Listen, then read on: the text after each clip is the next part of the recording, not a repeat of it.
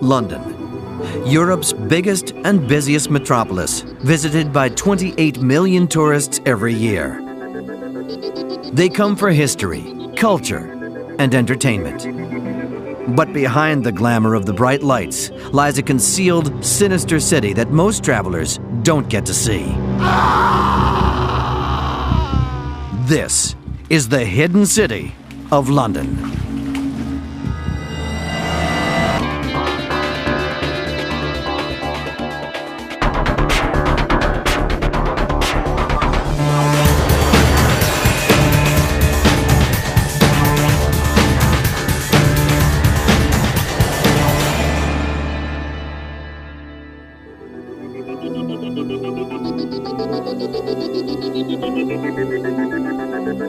London is a city rich in history, but you won't see it all from a double-decker bus.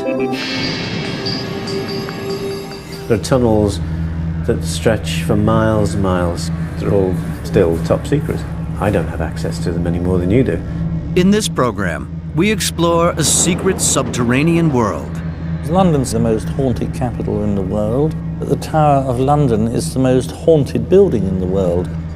We hunt for ghosts of centuries past and unravel the most famous English mystery of all, Jack the Ripper.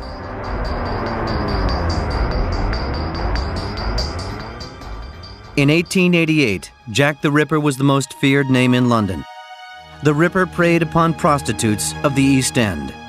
In just 10 weeks, he savagely murdered 5 women. But to this day, his true identity remains a mystery. In Victorian England, the East End of London was a gloomy network of narrow, cobbled streets, shrouded in thick smog. Life here was hard. We're talking about real poverty before social money paid to people or anything like that. And if you didn't have the money and you didn't steal it, you died. You couldn't feed yourself. For women, it was even harder. And so many of them, in desperation, would turn to prostitution. Women prostituted themselves in this area for 3 pennies, 2 pennies, or a loaf of stale bread. So what you have in this area is a lot of drunkenness. You have a lot of domestic violence. But murder itself was uncommon. In the fall of 1888, one man would send the murder rate off the scale.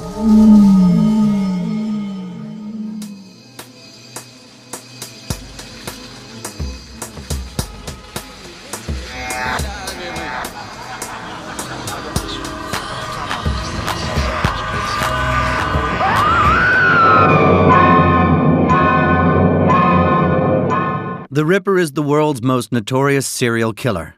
His gruesome crimes have spawned hundreds of movies and books. But his true identity has remained a mystery for over 110 years, and his story continues to vex the public's appetite for the truth. So who was he? Why wasn't he caught? And how did he escape detection? We investigate the case and follow author and Ripper guide Donald Rumbelow around London's East End to the actual murder scenes. Right, good evening, ladies and gentlemen. Welcome to London Walk's Jack the Ripper Walk. My name is Donald. I'm your guide for this evening's walk. Everyone you meet on a Jack the Ripper tour has got a suspect, a theory. Each of them believes that they have the solution. They'll always tell me that he is a doctorate member of the royal family. Even their Uncle Sidney, way back, was believed to have been Jack the Ripper. The tour begins on the boundary between two of the oldest parts of London, the City and the East End. The City of London still has its own separate identity from the rest of London. It has its own Lord Mayor, its own form of government, and, as far as this story is concerned, its own police force.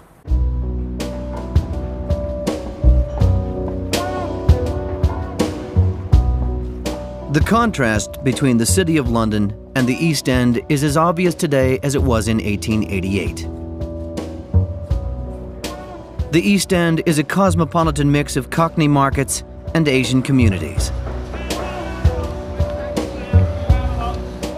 Today, as then, it is patrolled by the Metropolitan Police.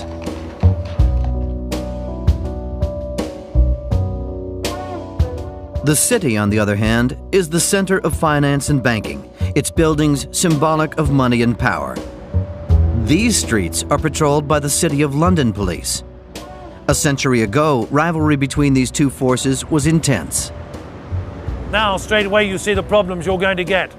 when you have a serial killer like Jack the Ripper, who decides to ignore this artificial division between the two police forces and starts zigzagging backwards and forwards across the boundary. All of the Ripper's victims were prostitutes. These women knew the risks they faced, especially at the height of hysteria over the murders. But their choice was to continue walking the streets or starve.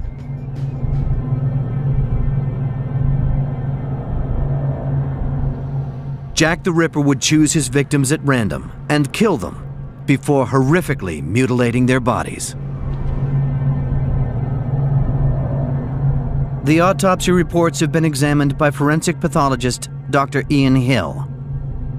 This would suggest that her jaw had been lifted up so the knife could be drawn across the throat. She was trying to claw the murderer's hand away from her throat with a jagged cut. Her abdomen was laid widely open. Her throat was cut, sufficient to kill her. It was severely mutilated. The tip of the nose was almost severed, damaging the spinal column. All of the organs were taken out. Her heart had been removed and was not found. At some stage, she put up a fight.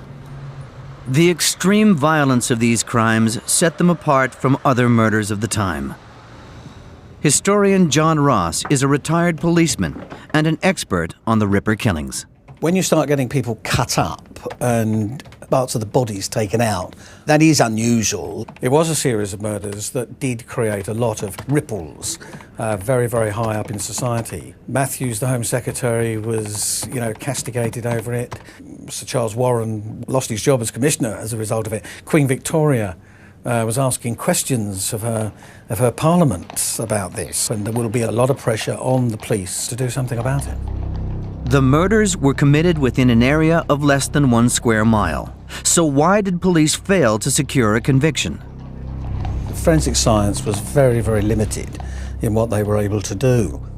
Fingerprinting in 1888 hadn't been invented. So the policing in those days would be presence policing. You would have policemen out in the streets, walking up and down, being seen by the public in the hope to stop crime being committed. Back in 1888, you couldn't tell the difference between animal and human blood. So a murderer, lots of slaughterhouses in this area, he could walk through the streets in a smock covered with his victim's blood. He could have left his fingerprints at the murder scene, and there's no way you could have actually linked him to the murder.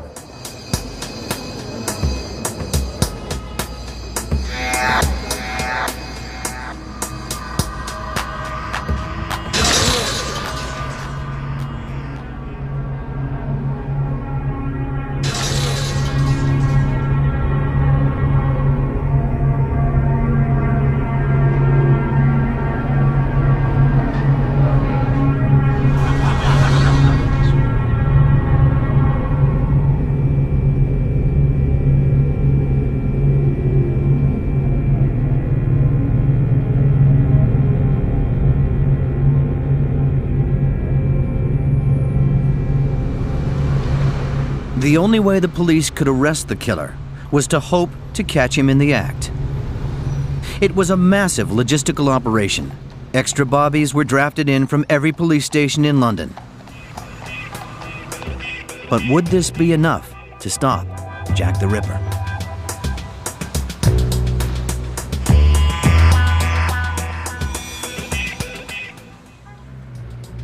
In 1888, the city of London was in panic. 2 women had been brutally murdered, and Jack the Ripper was still terrorizing the streets. It wasn't until 1 month after the first murder that police had a breakthrough. Jack the Ripper got careless. On September 30th, in a frenzy of attacks, he struck twice in one night. I want to talk about the first murder on the night of the double event. Now, the body was found at 1 o'clock in the morning by a salesman, and as he turned his pony into the yard where he lived, so the pony shied away, it jumped away from this bundle lying in the gateway. The first victim of that night, a Swedish prostitute named Elizabeth Stride. And when the salesman went to get a light, the murderer slipped out from behind the gateway, headed west towards the city, crossed that invisible boundary between the two police forces, picked up Catherine Eddowes and came with her here to Mitre Square. Now, there are 2 things you need to know about Mitre Square in 1888. First of all, it was patrolled every 15 minutes by a City of London policeman. The other thing about Mitre Square is that it had an echo on it, so that for 8 of those 15 minutes, as the policeman patrolled the surrounding streets, he was always within earshot of the square.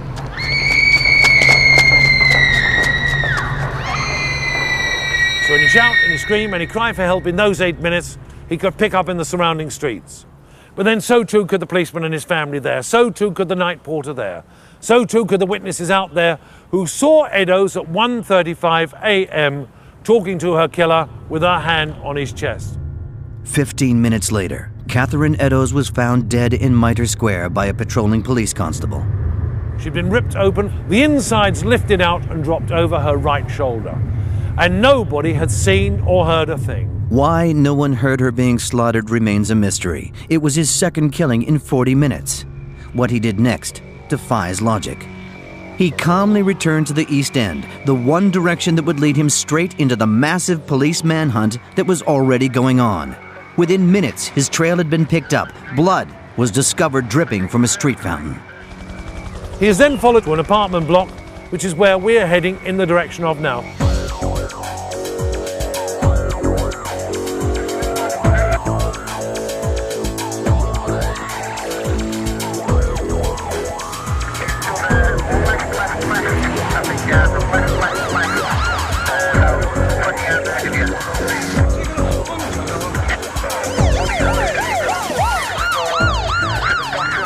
This street running left to right behind me is called Goulston Street, and the apartment block immediately behind me was here in 1888.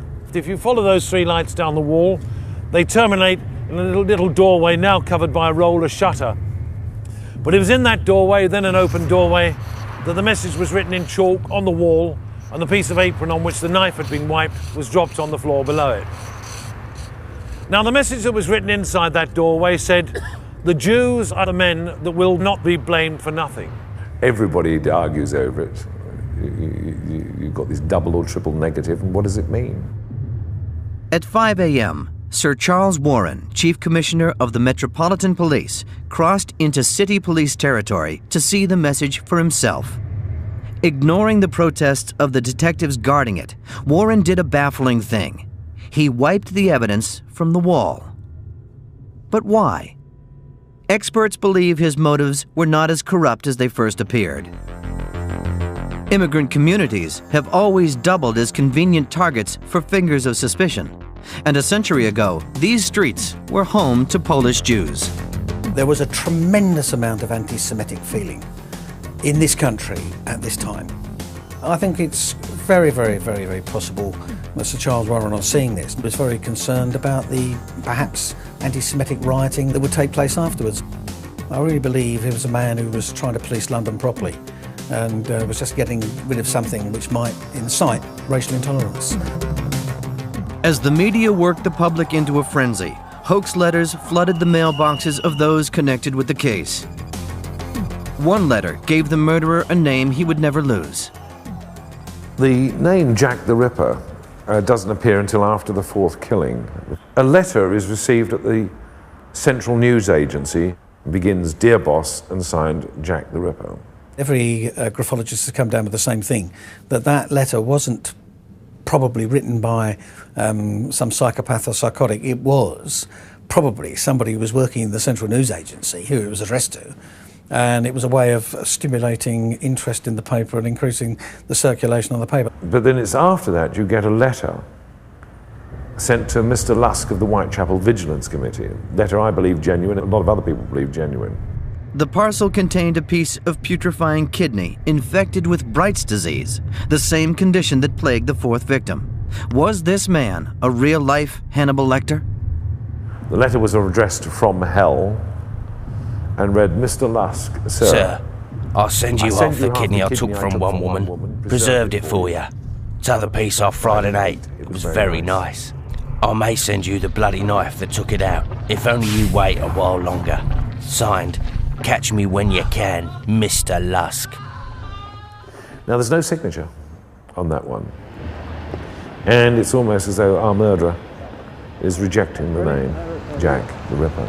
But with the death of Mary Kelly, the Jack the Ripper murders came to an end. And ever since that time, there's been the great guessing game. Why? What happened? Did he die? Was he locked up? Did he commit suicide? Who was he? Over a century later, the trail of Jack the Ripper has gone cold. But can we unmask the Whitechapel murderer? The three official suspects were Montague Druitt, Aaron Kosminski, and Michael Ostrog. We know a lot about Montague Druitt. We know his family background. We know that he was a teacher, he was a lawyer. He committed suicide soon after the Mary Kelly killing. His own family believed him to have been Jack the Ripper. Number 2 on the police list was Kosminski. Now, Kosminski was a Polish Jew, a homicidal maniac who believed he was controlled by forces from outer space. These forces told him that he had to eat the food that he found on the streets. Number 3 on the police list was Michael Ostrog. He may actually have been locked up in prison in France at the time of the murders, so why he was a suspect we don't really know. Ever since that time the list has been added to. It gets longer year by year. The monarchy has traditionally played a central role in London life, with Buckingham Palace at its heart. The daily spectacle of the changing of the guard is watched by hundreds of tourists. In revealing the true identity of the Ripper, one popular theory puts the royals themselves squarely in the dock.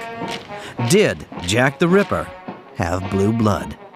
The royal conspiracy centres on the Duke of Clarence, who was a grandson of Queen Victoria, potentially a future King of England. But according to a particular theory, he makes a secret marriage to a commoner, a Roman Catholic. And this secret marriage was allegedly witnessed by Mary Kelly, the fifth of the Ripper's victims, who tells her friends of this secret marriage. And the friends she tells are the 4 earlier victims. So you have this great plot to protect the throne. It involves the police, the Freemasons, and the royal surgeon Sir William Gull, sort of driving around these streets and having these poor women killed and mutilated. It's not true. I mean, the poor man had a stroke sometime before. Nobody can say absolutely certain who it was. It will go on and on and on forever.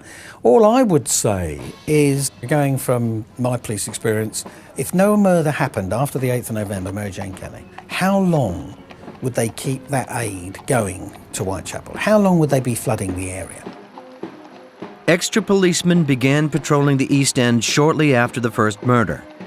With such a high-profile case, the force couldn't withdraw them until they were convinced that the murders would cease. But all patrols stopped suddenly on December 10th, only 1 month after the body of the 5th victim was found. Why? Now that, to me, to a police officer, will say that those in charge of that case were absolutely convinced they knew who Jack the Ripper was. The key officers in this were Detective Inspector Frederick Aberline. He then reported to a Detective Chief Inspector Swanson, Donald Sutherland Swanson. None of the detectives investigating the case ever revealed the Ripper's true identity. But in 1987, new information turned the mystery on its head. Descendants of Detective Inspector Swanson found a police book among his possessions. In the book were his own penciled notes. The family spokesman is great-grandson Neville Swanson. The policeman that was put in charge of Jack the Ripper case was my great-grandfather. He was called Donald Sutherland Swanson. And I've known since childhood, I suppose, that he had that job and that his papers existed somewhere in the family. So quoting from the notes, it says, "The only person who ever saw the murderer unhesitatingly identified the suspect the instant he was confronted with him, but he refused to give evidence against him. On suspect's return to his brother's house in Whitechapel, he was watched by city police by day and night." Knowing the identity of the killer, the police had him committed to a lunatic asylum. In a very short time, the suspect, with his hands tied behind his back, was sent to Stepney Workhouse and then to Colney Hatch and died shortly afterwards. In the detective's closing notes, he names the man he believed to be Jack the Ripper. Kosminski was the suspect. But if the police were so certain that they had their man, one mystery still remains. Why was he never prosecuted? The police could or would have prosecuted him, but they obviously needed people to testify. And Kosminski was a Polish Jew, and the people who would have testified were also Polish Jews, and they didn't wish to testify and have that on their conscience. So they refused to testify. So the police, knowing who Jack the Ripper was, therefore had him put into secure detention, and then the murder stopped. Now, all I would say, I don't know who Jack the Ripper was, but if the two officers that investigated that crime in 1988 said it was Kosminski, that's probably good enough for me. And until somebody can disprove Kosminski, disprove all that, to me, that I think is probably the best bet myself for the name of Jack the Ripper. Jack the Ripper was one man with a taste for murder. But through the centuries, London's ruling classes have executed many more than he did.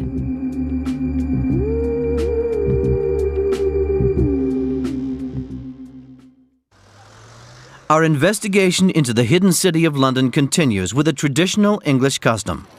Each year, on November 5th, hundreds of bonfires burn across the city as millions celebrate Guy Fawkes Night.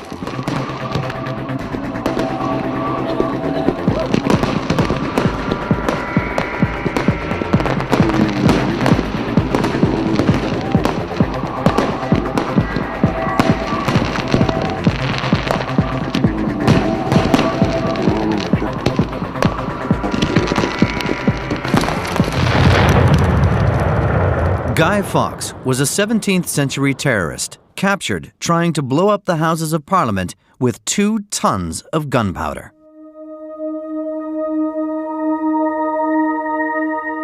Fawkes was imprisoned in one of the most brutal and terrifying places of all, the Tower of London. Yeoman warder Phil Wilson has patrolled the tower for 5 years. Of course, Guy Fawkes was caught in the act, there with the flame just about ready to light the gunpowder. He was brought to the Tower of London. He would have been asked to name all his co-conspirators. Of course, he refused. A torture warrant was issued. That meant being placed on the wall in manacles, hung so the weight of your body tortured you. That was called soft torture. Guy Fawkes didn't break under soft torture, so his jailers resorted to more exacting methods of interrogation.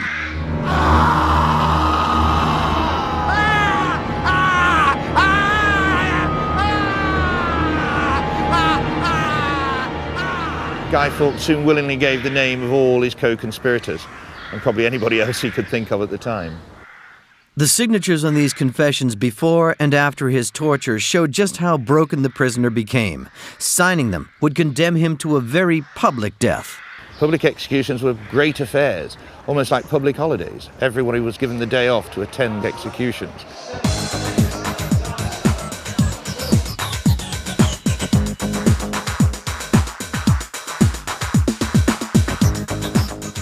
Lots of cheering, lots of rushing forward and dipping pieces of rag into the blood of the poor victim, freshly decapitated. Before, of course, the head was taken to London Bridge and the body returned to the Tower, again for burial without ceremony in the chapel.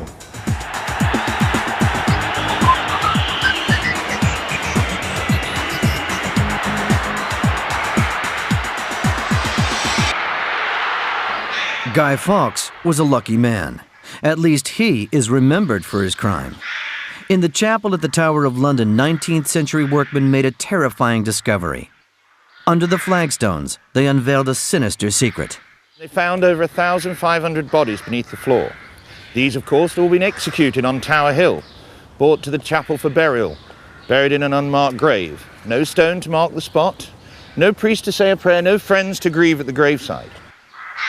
Only 33 bodies were ever identified. One of them was Queen Anne Boleyn, second wife of Henry VIII, beheaded here on Tower Green. When Anne Boleyn's head was lifted, her eyes were still surveying the scene and her lips were still in motion of prayer, which made the witnesses rather afraid because, of course, she'd been found guilty of witchcraft, and they left the scene very quickly.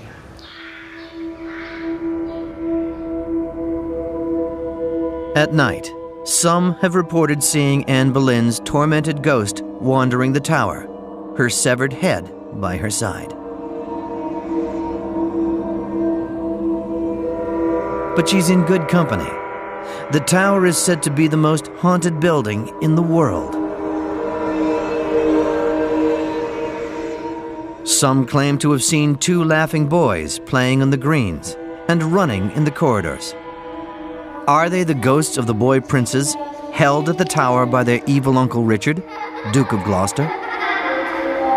The boys mysteriously vanished, but nearly 2 centuries later, skeletons were discovered buried under a staircase at the tower. The riddle of their disappearance will never be solved, Some believe it was their jealous uncle who ordered the boys to be suffocated in their sleep so that he would take their place on the throne. But there is one corner of the tower where the bloody truth is darkest of all. We're now in the lower chamber of the Wakefield Tower. This is a building that most looks like what people conceive to be a dungeon. It's cold, it's dark, it's dank. The small windows, but they give no chance for escape. The only way out of this chamber was, of course, through the door. It was after the Battle of Wakefield that some 200 prisoners during the War of the Roses were marched to the Tower of London, placed in this chamber, wounded and diseased. They were left to rot and die. The desperate prisoners died in unimaginable pain and suffering, and their corpses were dumped in the River Thames. But the Tower is not the only building in London said to harbor the dead.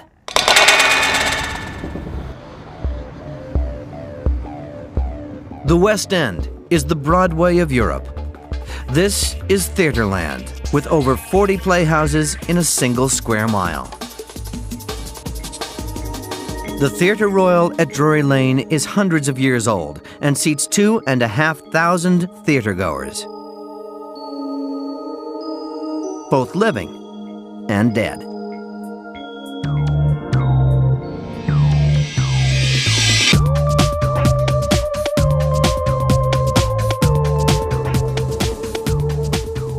Mark Fox has been at the theater since 1992. He claims to know of at least 3 ghosts that haunt the building, and he has a possible explanation for one of them.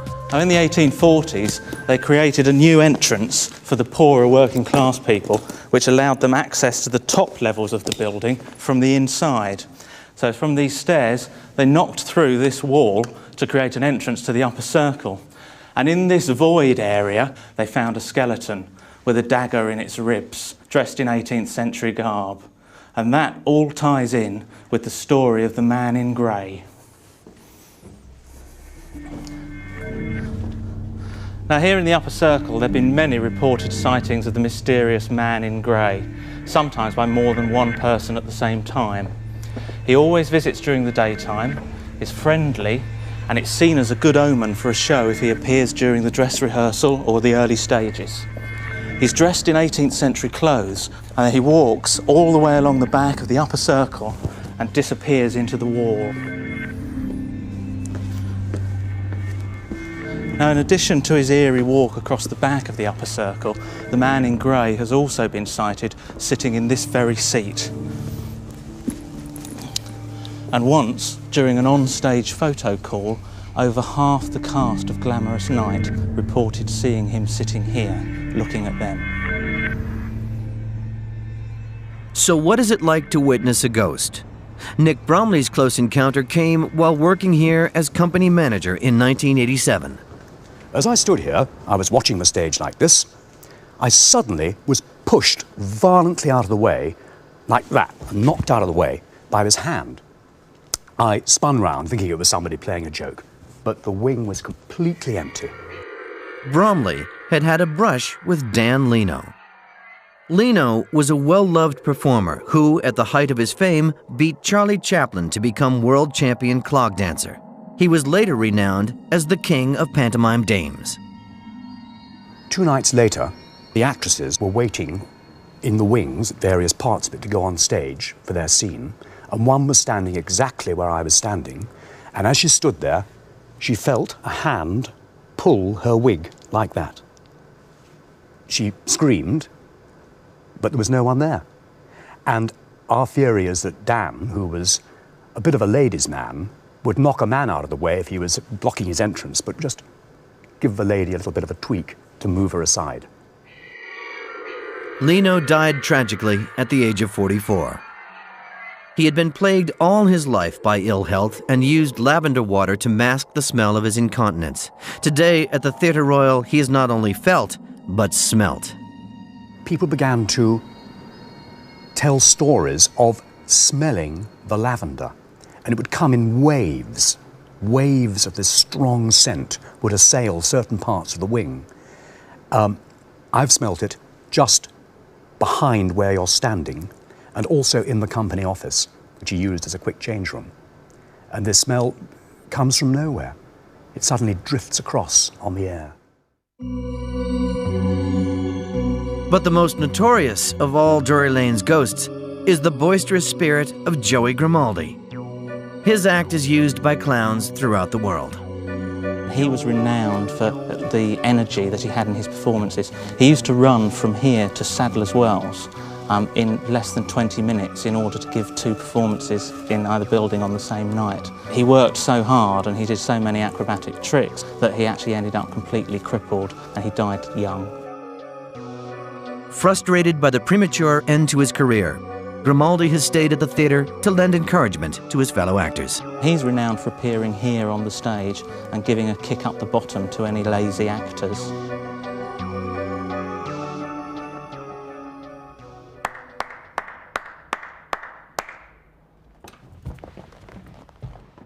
The theatre stands on a site first used for performance in 1663.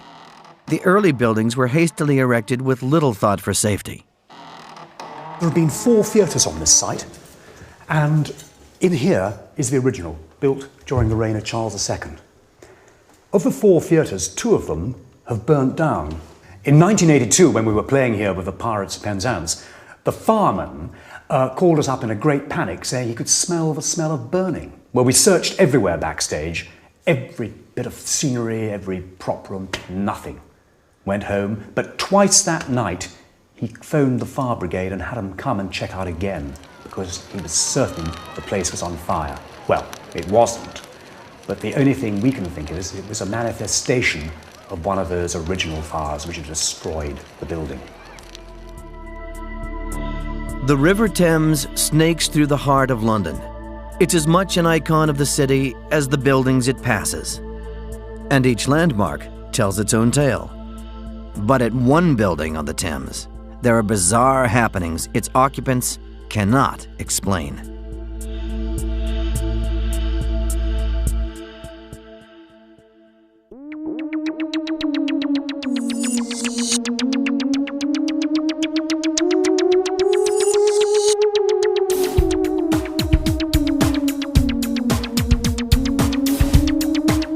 In search of London's darker mysteries, we sail 22 miles up the River Thames to one of the most glorious palaces in England. Hampton Court represents 500 years of royal history, and with it, countless hauntings. The palace's priceless art collections attract 700,000 visitors every year. Guided tours are given by warders like Ian Franklin. The most famous resident of Hampton Court, of course, is Henry VIII. It was his pleasure palace. It was a place where he came to enjoy himself with atmosphere galore. It's just a tremendous place to be. Even in James I's time, William Shakespeare and the King's Men are said to have performed here. So it's a great tradition of entertainment. Patrolling the palace after dark, Franklin has had some unsettling experiences, times when he's felt the company of others. We are trained security officers, and we know when a sound or a feeling or a sensation or a smell belongs, because that's our job. The sound of footsteps going across a carpeted floor makes a certain noise. So does the sound of someone walking across an uncarpeted floor. When you hear that uncarpeted sound in a room with a carpet, as some of my colleagues have done, you obviously take that perhaps with a little bit more than a pinch of salt. There are too many reliable witnesses to just totally disregard it. I don't think you need to give a name to these things to make them valid. The fact is that things do happen. My own personal experience occurred in some rooms quite close to the Great Hall, in fact. The fingertips on my left hand became cold, and gradually that cold crept up through my fingers, through my hand, up to my elbow. And basically, by the time I felt cold up to my elbow, my hair was standing on end, and I didn't feel particularly comfortable. It was suggested to me that something was draining energy from me through my left hand. If someone can give me a scientific explanation, I'd love to hear it. Ghost hunter Robert Snow could be just the man. Franklin has invited him to Hampton Court to investigate. Hello, are you Robert? Yes, I am. You must be Ian. Nice to meet you, Robert. Yeah, good to see you. Let's get into the warm, shall we? Well, thanks very much for coming to see us tonight. I hope your journey won't be in vain. I hope we'll show you something which will interest you. Yes. Why do you think Hampton Court Palace is actually haunted? Is it a little more than hearsay, myths and legends? I think Hampton Court is quite unique in that for about 150 years there are stories of things which seem to happen on a relatively regular basis. There's a whole weight of evidence from people who work here today, people who are sensible enough not to exaggerate or make things up. So there was a lady who was, in fact, on this very staircase. That's a coincidence. Very strange, isn't it? The lady who had the near-death experience lived in the apartment just up there. Came out and saw this apparition coming up the stairs wearing a pair of leather kid gloves. That was something that stuck in her mind. And she later discovered that a friend of hers in Germany had died on that very night at about the same time, and she was buried in a pair of leather kid gloves. People say they have paranormal experiences. I don't doubt I've had paranormal experiences myself. I've seen ghosts, I've had some very noisy ghosts. If you actually think that there are no such things as paranormal activity in the world, it's all an imagination, well, then it's time to think again. Well, this is the Haunted Gallery, Robert. What's supposed to happen here? Well, this is the place where Catherine Howard is supposed to come back and visit the scene of where she was arrested to try and attract Henry VIII's attention. He was in the, or she thought he was in the Holy Day closet just through that doorway there. What sort of experiences do people have? What are you feeling now? It feels cold. It does feel colder suddenly. Just now, my hands and my face. Yeah, absolutely. And this, in extreme cases, people actually faint. Yeah, that's rather strange because people don't usually faint because the place is a little on the cool side. Well, absolutely, but it certainly happens here. There's got to be another reason. I can't see that it's just the fact it is a little colder. Well, that's the mystery of the Haunted Gallery. I mean, that basically, in a nutshell, is it. 90% of hauntings can be explained through careful investigation, but it's the odd 10% that interests me. And it's just possible that this gallery, what happens here, people fainting, could possibly fall into that odd 10%. This way. So, what is this room called? Well, this is the Wolsey Closet. So cool because it dates back to Wolsey's time, we think, and it might have been a private chapel. And it's got an absolutely dreadful reputation. Visitors have come in here and complained of seeing dogs, really? Amazingly enough. What sort of dogs? Big hairy ones, apparently. And that particular area over there, that has got a very bad reputation indeed. This is probably a garderobe. Yes. Or an oratory of some description. I think what we'll do initially is to set up some control objects, see what happens. Now, a control object is a coin, you can have a key or something, you place it on a piece of card and you draw a line around it. So if the object actually moves, you can tell what direction it's moved and how much. Nobody really knows why. You never see them move, you never hear them move, but you can see the result afterwards. I'll put this carefully in the closet. If you can shine it on the floor. Sure. Leaving another set of controls in the room, Snow sets up his camcorder to keep a watchful electronic eye.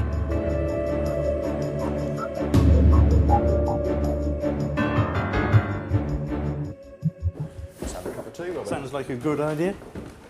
Excellent idea. London's said to be the most haunted capital in the world.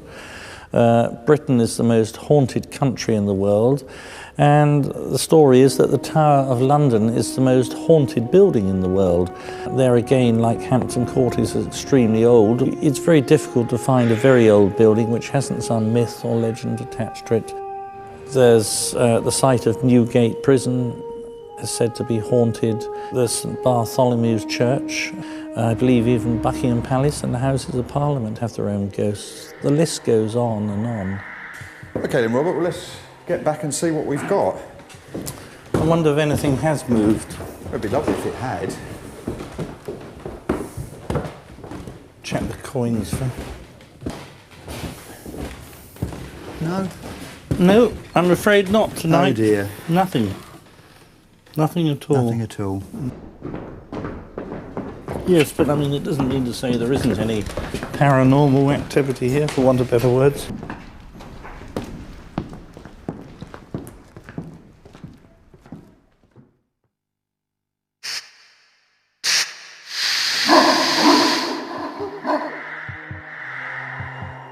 Old buildings at night are not the most welcoming of places. But imagine how disturbing it could be in a part of town that has never seen daylight.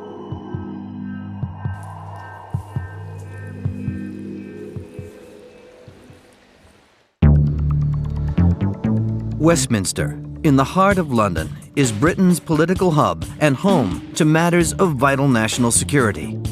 But these buildings were not built to withstand the impact of the Blitz of World War II. Instead, Winston Churchill's War Cabinet held their meetings at a top-secret location below ground. Now a museum, the Cabinet War Rooms have been left exactly as they were when they were abandoned in 1945. The museum's director is Phil Reed. The War Cabinet is basically a very small number of ministers under the Prime Minister meeting here to control the war.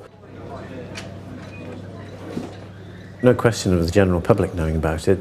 The principal people, of course, who didn't know about it were the Germans themselves. I mean, they would have expected Churchill to be somewhere certainly several hundred feet further underground than this, and probably somewhere less likely than the centre of town. I don't suppose the British meant it as a double bluff, but I think probably that's the way it worked out, really.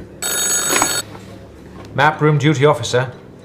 The real fortifications came in the form of a 6 to 10 feet thick piece of concrete reinforced with steel rails and steel rods that really covered the whole site to one whole floor depth above us.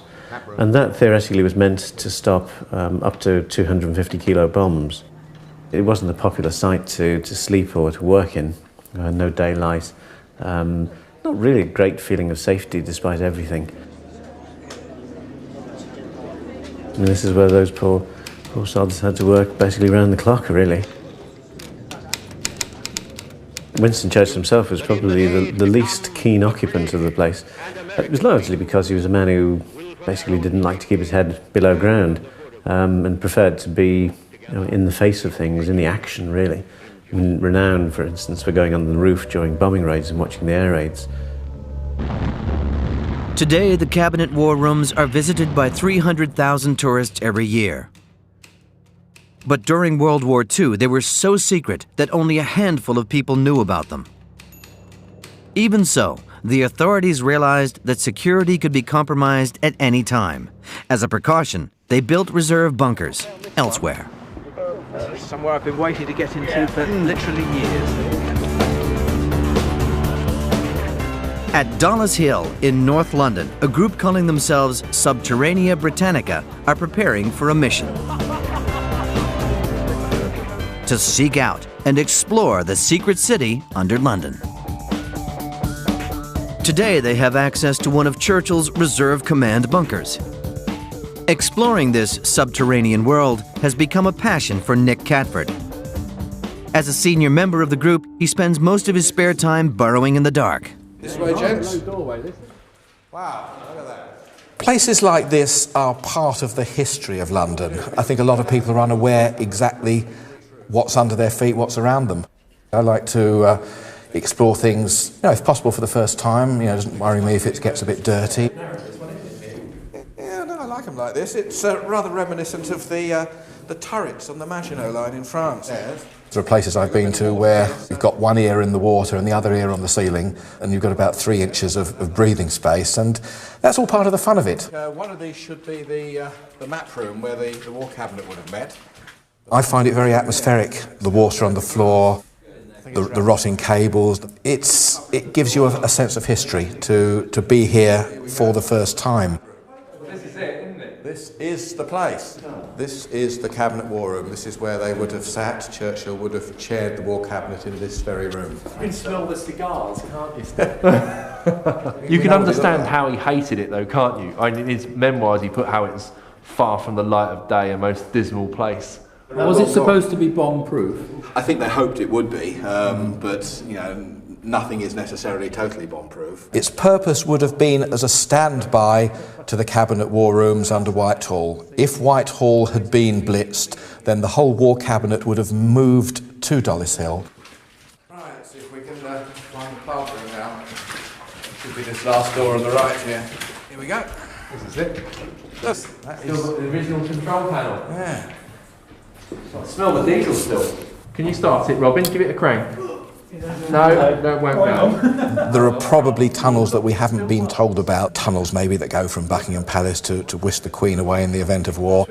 There are certainly tunnels that link all the major government buildings that could be used. They're man-sized passages, and we just don't get to see those. There's a system of tunnels in London that is known about and used by millions. Every year, the equivalent of the entire population of Australia travel through a 250-mile network of subway tunnels. It's known as the Tube. But these spaces have not always been used for transport. When the population was forced underground to shelter from the Blitz, tube stations doubled as life-saving bomb shelters. The 130,000 people who sleep every night in tube stations raise a good many problems. They get there early and so need something to eat long before bedtime. What these modern commuters don't know is that every day they pass inches from a secret world. Mike Ashworth and Peter Woods are employed to keep an eye on this forgotten part of London. A lot of people have this real fascination with what's actually down underneath London. And of course, it's not just the underground. There are miles and miles of other passageways, some of which were used in the war and some of which, of course, are still in use today. I think one of the strangest things about London is effectively hollow. There's actually an awful lot of spaces down below that some people are aware of, but a lot of people are quite fascinated by.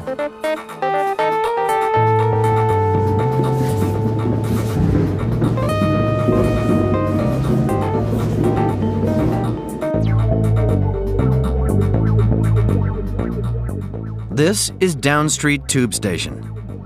Trains pass here without stopping. No longer needed, the station was bricked up in 1932.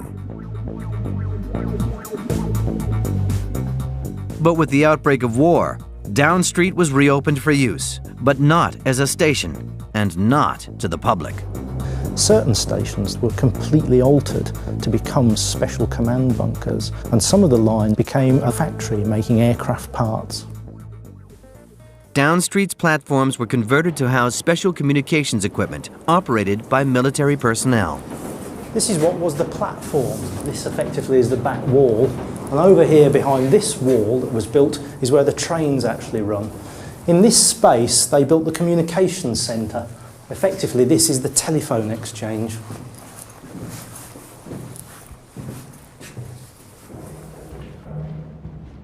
Down Street Station, in the early months of the Churchill premiership, in late 1940, was actually used quite frequently by the Prime Minister and members of the War Cabinet. And there are still places that we can imagine Churchill being in, things like the dining room or the bathrooms. I think it must have been a very peculiar experience to have been down here as a shelterer. You're very divorced in many respects from what's going on up top. It was a very different city that you went back up to in the morning, due to bombing raids. It's not to say that you were completely safe. There were several occasions, unfortunately, where bombs actually did penetrate the tunnels, and special measures were taken at certain sites to build protective caps across the tops of shafts. In fact, we're about 60 feet below the ground here. In 1932, the lifts were taken away, and since then it's been used as a ventilation shaft. And here you can see the baffles that were built in to stop the bombs from penetrating from the surface down to the bottom of the station. London's network of hidden tunnels spreads deep and wide. But just how deep and wide is something we'll never know. It's a known fact that Whitehall is crisscrossed by tunnels, quite vast in their size and in their complexity. But it's also a known fact that they're all still top secret.